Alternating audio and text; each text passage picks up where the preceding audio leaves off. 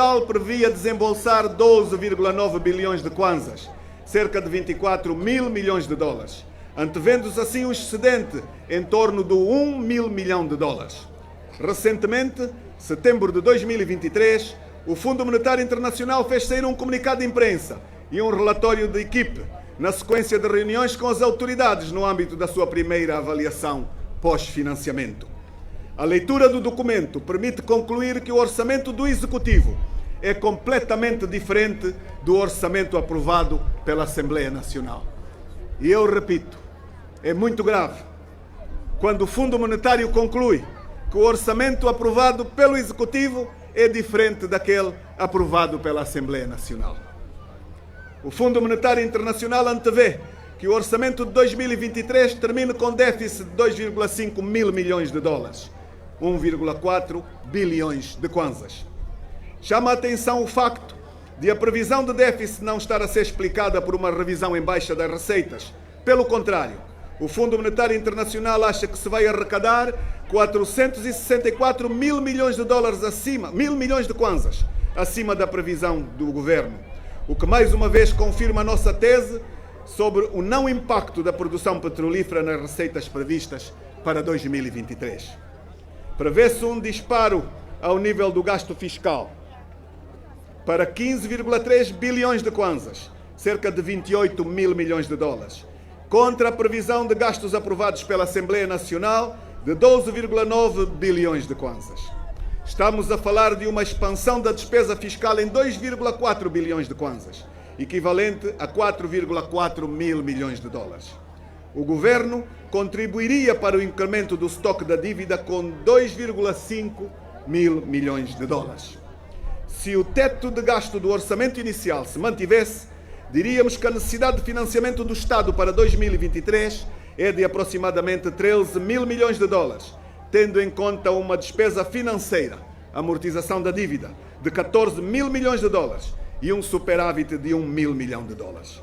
Refazendo os cálculos, com base no referido documento do Fundo Monetário Internacional, o buraco, necessidades de financiamento, ascende para 16,5 mil milhões de dólares.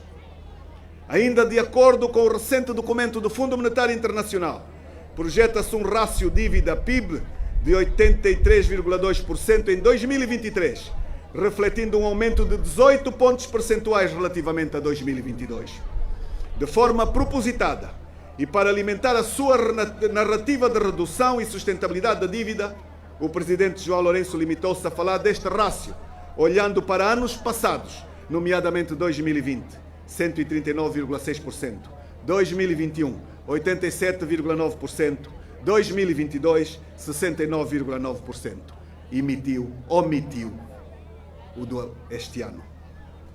É importante dizer que dos 83,2% de dívida estatal relativamente ao PIB, 77,1%, que equivale a 98 mil milhões de dólares, é dívida governamental, e 6,1%, que equivale a 7,2 mil milhões de dólares, é a dívida externa contraída pela Sonangol e pela TAG, existindo uma terceira componente que é o resultado de dívidas garantidas pelo Estado.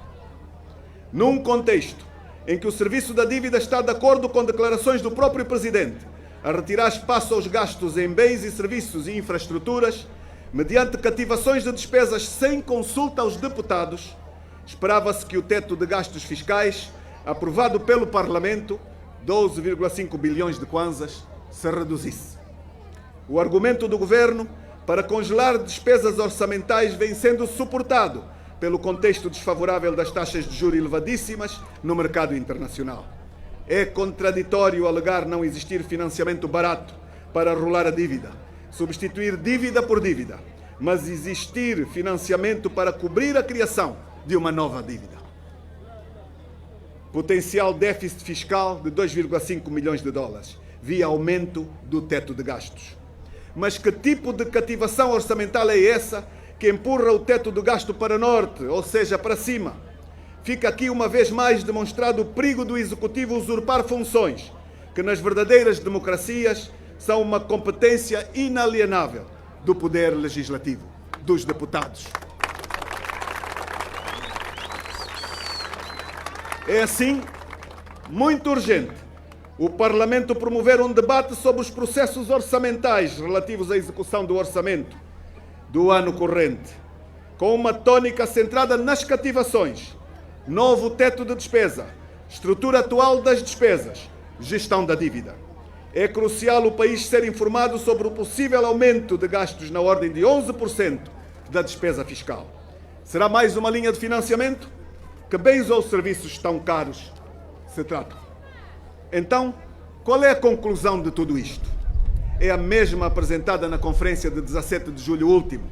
O país precisa de instituir o beabá da organização do Estado para se tornar viável.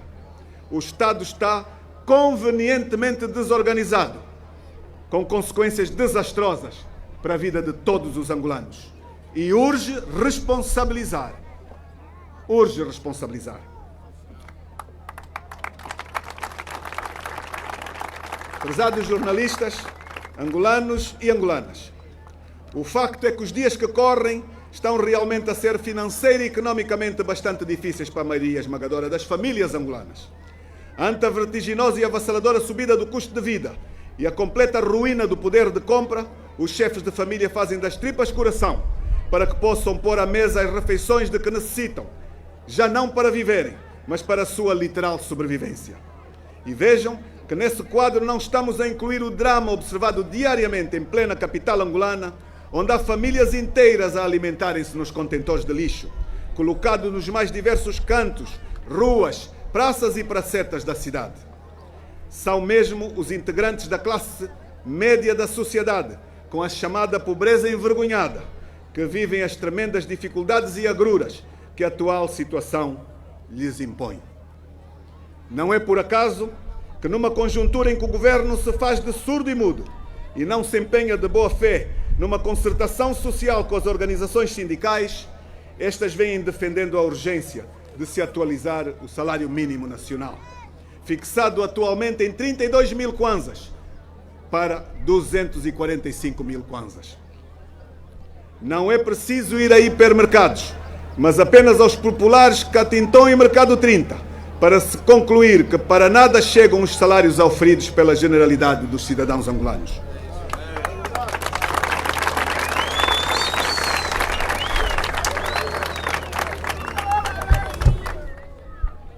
Mas o Presidente da República, na sua mensagem à nação, não avançou medidas que o governo tem para resolver este problema, infelizmente.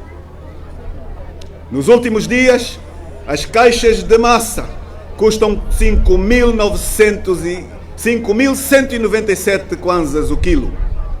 E o óleo alimentar de 12 unidades adquirem-se a 24.989 kwanzas. 1 quilo de feijão está a 1.300 kwanzas.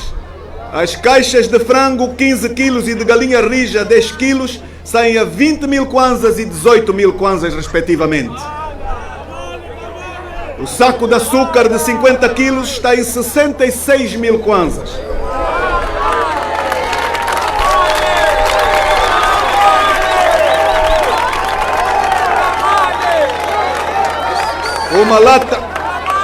Uma lata de leite nido a 20 mil kwanzas. Uma caixa de 20 quilos de peixe carapau custa 40 mil kwanzas. E 20 quilos de arroz. 20 quilos de arroz estão a 20 mil kwanzas. Mas o problema dos preços não se põe apenas em relação aos alimentos, mas também a outros itens indispensáveis para a vida dos angolanos. Um deles é os materiais de construção. Diante das dificuldades da política estatal de fomento habitacional, em geral os angolanos optam pela autoconstrução das suas próprias habitações. E aqui, os preços dos materiais já estão completamente na estratosfera. Uma pá de areia está a 12 mil kwanzas. O saco de cimento custa cerca de 5 mil kwanzas. A chapa de zinco, kwanzas. O varão de 12 sai a 6.200 kwanzas. O contraplacado nacional está a 14 mil kwanzas. O contraplacado importado a 39 mil kwanzas. O caminhão de Burgal está a 300 mil kwanzas. E o de Pedras anda a 250 mil kwanzas. E a unidade de bloco de 12 custa 120 kwanzas. Uma pá carregadora de inertes custa 28 mil kwanzas. A pá de Burgal custa 32 mil kwanzas. É impossível viver nestas condições. É impossível construir nesta especulação criminosa. E destas coisas, o Sr. Presidente nada falou. Nada falou.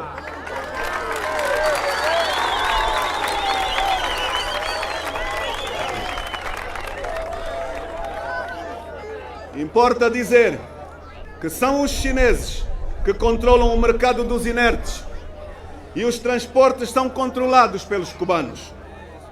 Naturalmente que estes preços para os bens que vêm da natureza, nomeadamente a areia, o burgal e a pedra, só atingem esses preços porque têm a total conivência e participação dos governantes nos lucros.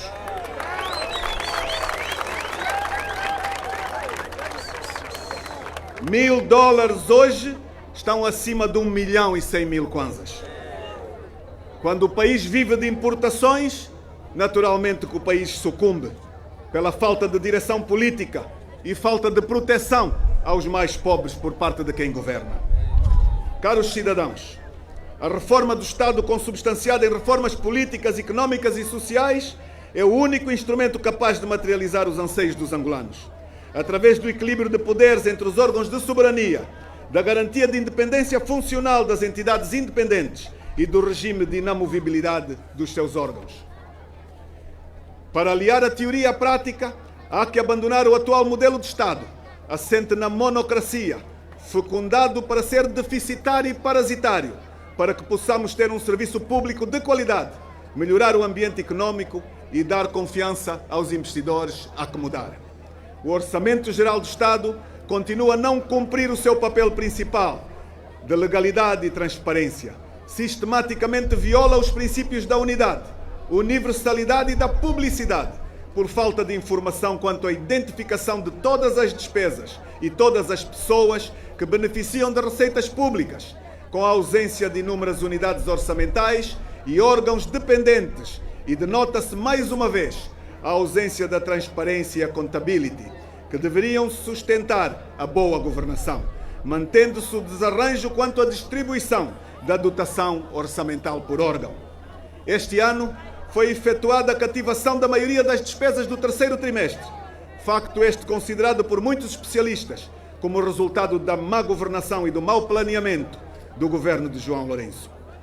Apesar do texto constitucional enunciar o princípio da transparência da Conta Geral do Estado, dizendo que esta deve ser acompanhada de todos os elementos que se reputem necessários ao nosso país, encontra-se nos preços dos bens alimentares pressionados para cima, por ausência de financiamento à produção alimentar, para estimular a economia, sendo uma das causas de insucesso por ineficiência e ineficácia do setor empresarial público, que de forma direta, através de interpostos comerciais, nomeadamente o interposto aduaneiro, empresa pública já existente, sem influência no mercado por gestão danosa, poderia influenciar em baixa os preços dos bens e serviços para o consumidor final, promovendo a concorrência no setor retalhista e no comércio de proximidade, mas cuja gestão da reserva estratégica alimentar, materialmente REA, é o acondicionamento de alimentos essenciais, ou seja, da cesta básica em quantidades suficientes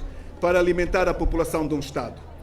Esta reserva alimentar tinha sido entregue, infelizmente, de forma fraudulenta a uma empresa. Precisamos de debater e criar consenso quanto à cesta básica, quanto à sua composição, quais os produtos que devem fazer parte, especificação quanto à sua quantificação. Por quê? Porque são os produtos que compõem a ração essencial mínima em quantidade para um adulto alimentar-se durante um período de tempo, um mês. Se a cesta básica acompanha mensalmente a evolução de preços dos essenciais produtos de alimentação, assim como o gasto mensal que um trabalhador teria para comprá-los, então podemos facilmente aferir que com o salário mínimo não é possível uma pessoa poder alimentar com o mínimo de dignidade durante 10 dias a sua família, quanto mais durante um mês.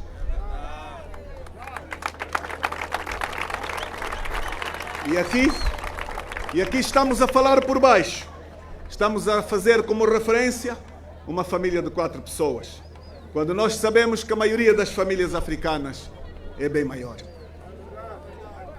O nosso desafio é de isentar de impostos e taxas os bens da cesta básica e reduzir para 7% do IVA os demais bens alimentares que estiverem no regime de preços vigiados e estabelecer um mecanismo social de controle preventivo, sancionatório e inibidor das fraudes. A nossa atual condição, em que o principal empregador, o Estado, tem poder de monopólio e a imposição legal de um salário mínimo, às vezes traz efeitos nefastos. Isto permite-lhe aumentar o nível de emprego, pagar salários abaixo da produtividade marginal dos trabalhadores e, consequentemente, criar uma má distribuição do produto nacional bruto. Claramente, queremos dizer que o impacto do salário mínimo per si só sobre o emprego e a qualidade de vida dos cidadãos é uma questão empírica, sendo uma interferência exógena na gestão dos recursos humanos das organizações. Assim, configurando-se o paralelismo entre o custo da produção e o nível de vida dos trabalhadores, podemos aferir que é péssimo o grau de bem-estar do cidadão angolano, que moralmente obriga-nos a colocar determinadas questões. Será que o salário mínimo setorial atualmente em vigor ajudou a reduzir a desigualdade na ala inferior da distribuição dos salários? B. Haverá perdas de emprego associadas ao aumento do salário mínimo acima do crescimento médio dos salários? Data vénia, traduzida em miúdos, não há aplicabilidade de políticas sobre os salários e preços, entre outros fatores por ausência de execução de políticas produtivas alimentares, produção interna de alimentos, agricultura, pescas, pecuária e indústria transformadora, carecendo de um melhor enquadramento na estratégia global de desenvolvimento. Há urgente necessidade da revisão do decreto presidencial que aprova o Sistema Nacional de Preços e que é inconstitucional. A política salarial é inconsequente, a cesta básica é incoerente e o modelo de gestão da REA é ineficaz, pelo que somos de opinião. Regulação de preços de bens e serviços essenciais torna-se necessário. Sobre os bens essenciais, para além dos alimentares, podemos incluir os medicamentos, assim como a título exemplificativo no setor de serviços. Devemos incluir os transportes públicos de passageiros e os serviços de saúde e os serviços de educação.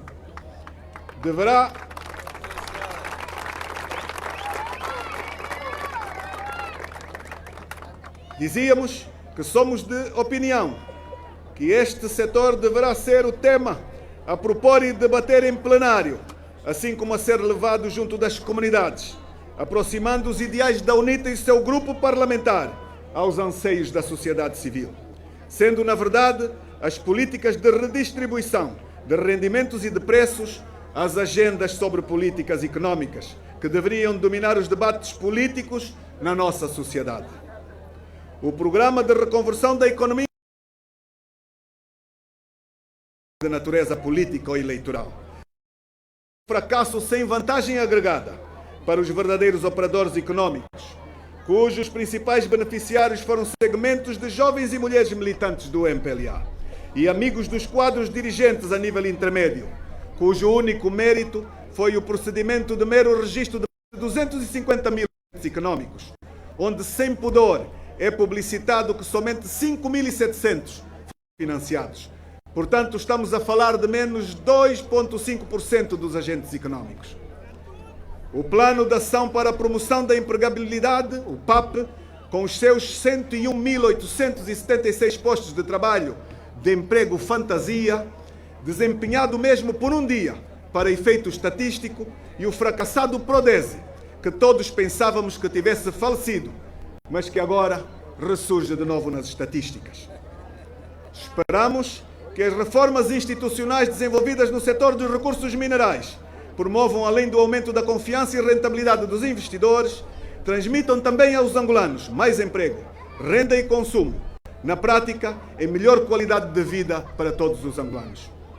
Apesar do país ter uma capacidade instalada de 6,283 megawatts, responder a uma demanda que registra o total de 2,375 megawatts, estes progressos têm um impacto menos positivo da vida dos angolanos.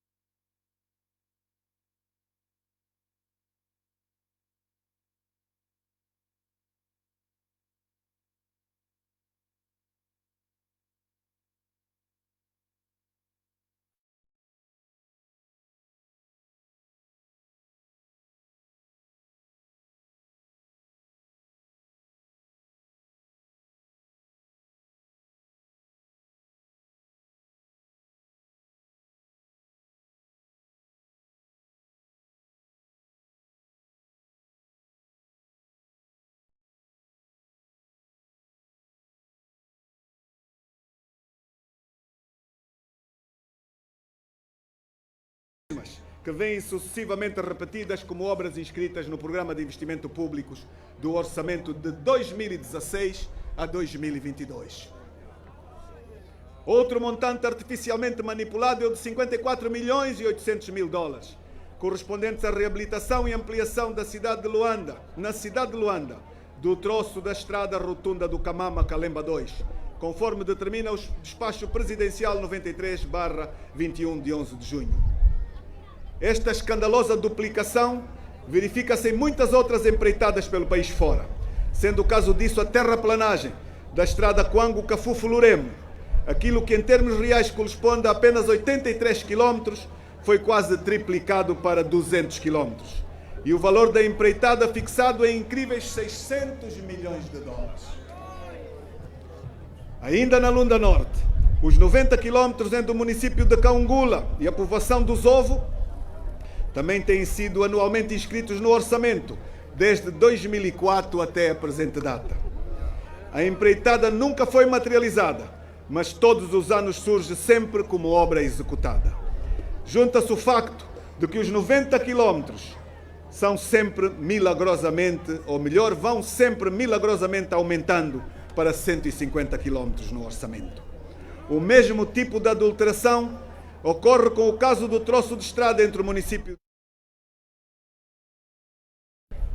Outra empreitada duvidosa é a que acontece sob a chancela do despacho presidencial número 94/22, de 26 de abril, autorizando a contratação simplificada no valor de 434,976 e 220 euros para a reabilitação das estradas nacionais 40 e 245, troços Rotunda, Mbalo Tchau, extensão de 50 km, Mbala Tchau Savate, 97 km, Savate Coangar, 17 km e Mucenda Andulo, 168 km. Pode-se concluir globalmente que estas empreitadas são, via de regra, de execução deficiente, além de não justificarem as avultadas somas do erário que nela se gastam. Tanto os empreiteiros quanto as supostas empresas de fiscalização saem no final das empreitadas com milionárias remunerações. É desta promiscuidade que resultam muitos atos de corrupção e fortunas sem causa, que estão hoje na ordem do dia e levantam o clamor da sociedade angolana. Prezados jornalistas, caros cidadãos e compatriotas, a educação em Angola tornou-se um verdadeiro antro de negócios ilícitos e lucrativos com a venda de vagas de acesso e de notas no processo de avaliação. Todos os anos são vendidas vagas a um preço que varia entre os 50 e os 400 mil kwanzas. Esta é uma prática absolutamente ilegal e pune fortemente as famílias pobres, porque as outras pagam. Acrescendo-se a isto as insuficiências estruturais do próprio sistema de ensino, na absorção da população em idade escolar.